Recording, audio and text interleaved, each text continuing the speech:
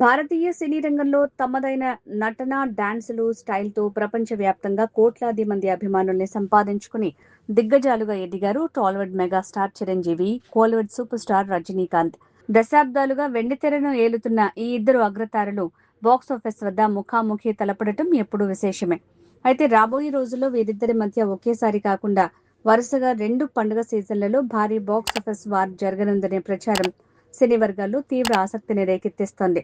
రజనీకాంత్ కథానాయకుడిగా దర్శకుడు నెల్సన్ దిలీప్ కుమార్ తెరకెక్కిస్తున్న భారీ సీక్వెల్ జైలర్ 2 అక్టోబర్ 15న థియేటర్లలోకి రావడానికి ముస్తాబవుతోంది. దీనికి సరిగ్గా ఒక్కరోజు వ్యవధిలోనే అంటే అక్టోబర్ 16న మెగాస్టార్ చిరంజీవి ప్రతిష్టాత్మక సోషియో ఫ్యాంటసీ దృశ్య కావ్యం విశ్వంభర ప్రేక్షకుల ముందుకు వచ్చేందుకు సిద్ధమవుతోంది.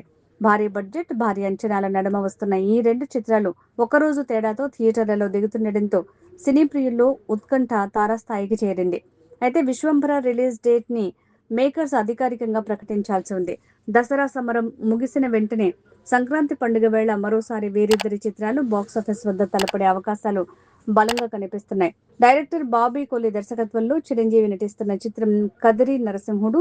మరోవైపు రజనీకాంత్ హీరోగా అశ్వత్ మారిముత్తు డైరెక్షన్ లో లోకనాయకుడు కమల్ హాసన్ అత్యంత ప్రతిష్టాత్మకంగా నిర్మిస్తున్న తాజా చిత్రం ధర్మన్. ఈ 2 భారీ చిత్రాలు సంక్రాంతి కానుకగా ఒకే సమయంలో విడుదలకు రంగం సిద్ధం చేసుకుంటున్నట్టు సమాచారం. ఇలా వెనువెంటనే 2 పండుగలకు 2 దిగ్గజ చిత్రాలు తలపడటం భారతీయ సినిమా చరిత్రలోనే ఒక అరుదైన ఘట్టంగా నిలవనుంది. గతంలో చిరంజీవి, రజనీకాంత్ చిత్రాలు ఒకే రోజున విడుదలైన దాఖలాలు లేనప్పటికీ సరిగ్గా ఒక్కరోజు తేడాతో 2023 ఆగస్టులో బాక్సాఫీస్ వద్ద పోటీ పడ్డాయి. అప్పట్లో ఆగస్టు 10న విడుదలైన రజనీ జైలర్ ప్రభంజనం సృష్టించగా ఆగస్టు 11న వచ్చిన చిరు పోలాశంకర్ బాక్సాఫీస్ వద్ద డిజాస్టర్ గా నిలిచింది. దీంతో ఈసారి జైలర్ ను ఢీకొట్టేందుకు చిరంజీవి విశ్వంభరతో ఎలా బదులిస్తారన్నది ఆసక్తికరంగా మారింది.